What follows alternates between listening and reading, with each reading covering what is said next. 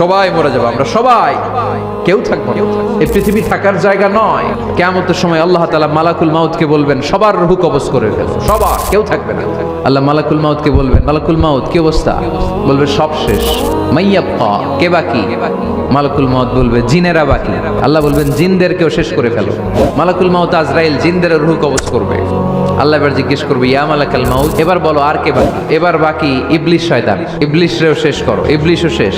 আল্লাহ আবার জিজ্ঞেস করবেন, ইয়া মালাকাল মাউত, আর কে বেঁচে আছে বলো? এখন আছে শুধু ফেরেশতারা, ফেরেশতাদের রূহ কবজ করো। ফেরেশতাদের রূহ কবজ হয়ে যাবে। এবার আল্লাহ তাআলা বলবেন, মালাকুল মাউত তুমি তো সবাই রে মারছো, এবার তুমি মরো, তুমি মরো।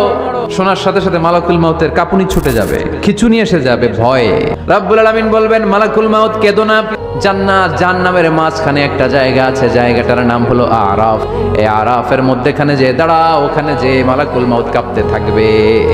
মালাকুল মাউত এক বিকট চিৎকার হাঁকিয়ে মরে যাবে। বিষ্ণু ঈসা ইসলাম বলেন, ওই চিৎকারের আওয়াজ যদি পৃথিবীর মানুষেরা কান দিয়ে শুনতে পেত, ওই চিৎকারের আওয়াজে প্রতিটা মানুষ কানের পর্দা ফেটে ওই জায়গায় লাশ হয়ে পড়ে যেত।